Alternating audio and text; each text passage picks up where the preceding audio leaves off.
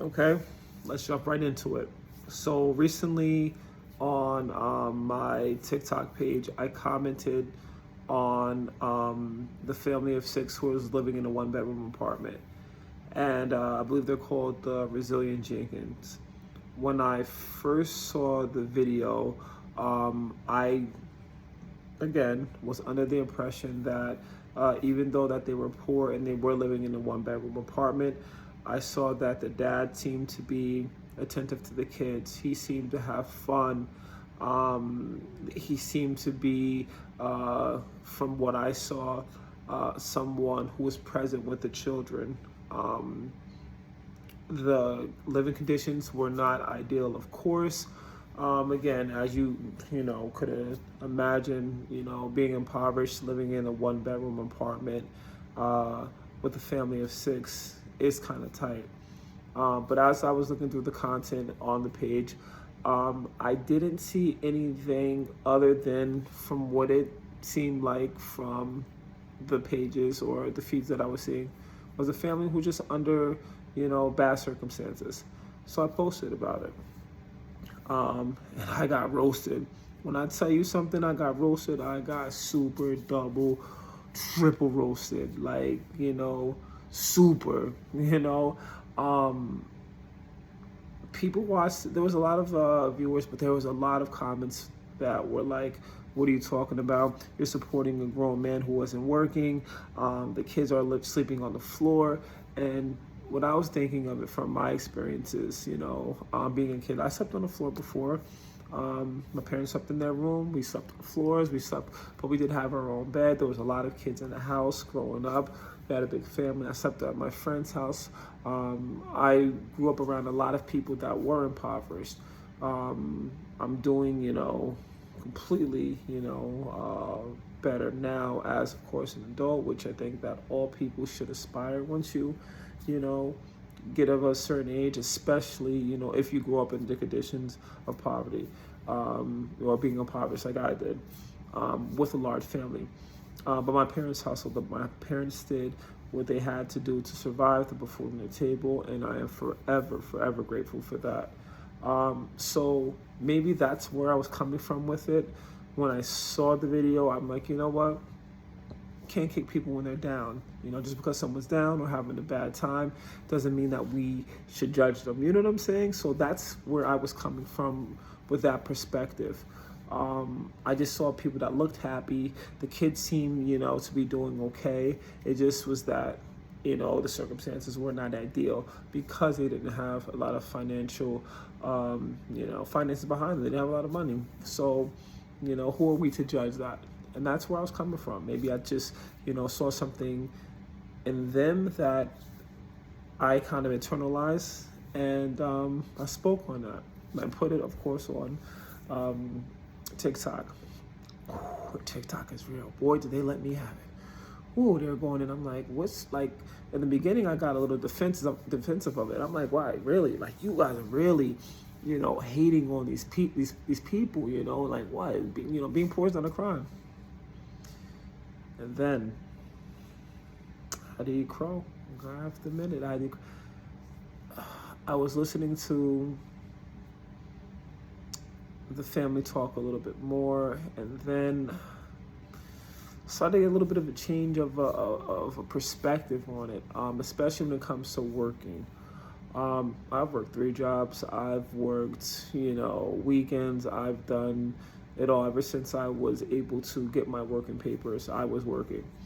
I think work ethic is something that, every man should have. You have to be able to, want it. Work for your, provide for your family. Work as hard as you can. And to see someone who didn't want to have a W-2 job, whatever that meant. I'm assuming it's due to, previous relationship with the mother of his children and child support in that sense. I don't know. I can't relate to. I don't know about any of that stuff. But like, as I see him, seeing the video and seeing him speak more and more about certain things, I'm like, did I make a mistake? That I, again, internalize a family through my own, struggles as a child and say, you know what, maybe I should, look at it a different way. And I think maybe I did, because going back on it, I'm starting to realize that there are sacrifices that we have to make for our kids. If our kids are, if we have a bed and our kids are sleeping in the kitchen or sleeping all over the place, and I do have a queen size bed and huge space, you know what, maybe take that bed out, or give the queen to the kids. Make the kids sleep in the rooms. You sleep in the floor in the kitchen. So once I thought about that, I'm like, yeah, maybe people are right. Maybe I again saw this brother and his family, and maybe I thought about my own family. Maybe that's why I was, maybe I had the blinders on a little bit more. But then hearing them speak a little bit more about,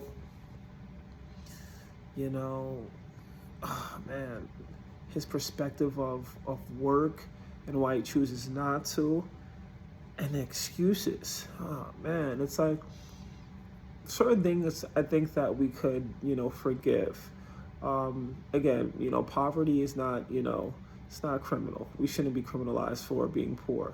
But I think that when it comes to providing, you have to do everything that you possibly can to try your best to be that person that can help out. Sitting on your butt doing nothing, there's no excuse for that. There is not, especially if you're capable, you're man who, or woman who, you're not physically injured, you mentally you are able to work. If you have no actual reason as to why something is holding you back, then honestly, you should go out there.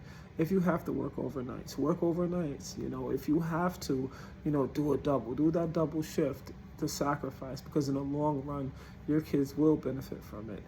And I don't know, maybe again, now I'm thinking about it, I'm like, should I go back and,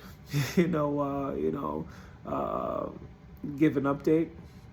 Maybe I will, But again, that's just my thoughts on the situation. And the Resilient Jenkins, in the beginning, I maybe I internalized your struggle because I grew up a certain way in a certain lifestyle, and maybe I thought that I could relate to it. But then after seeing more and more information and more videos and exposing myself more into your family,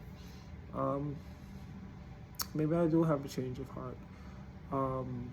Maybe I think that we could all do better. Myself, I could still do better. But it is up to you. You gotta want it. You gotta want it. You gotta speak it into existence. Sitting on your butt, not doing it, is not gonna get the job done. You have to figure it out. And I guess that's my perspective on it. So if you haven't seen it, check me out on TikTok. It's Bearded Art, and I usually just post about art, making art, but I want to just talk about that topic because I don't know, I think it sat with me, and I just had to speak on it because usually I don't really speak on the internet, rumor mills or things like that are hot topics on TikTok. I usually just like to just show my art and talk about teaching and sometimes what it is to be a dad. So if you get the opportunity to check it out. But these are just my thoughts on it, and I would love to hear what you have to say about it. Love to hear your comments, your thoughts on it. Please feel free to comment on it. Give me some engagement. Let me see who's out there, who's watching my videos. If you are, talk to me about it. Let me hear your perspective on it. Like, share, comment, and hopefully you get to see me a lot on your YouTube feeds. I'm out.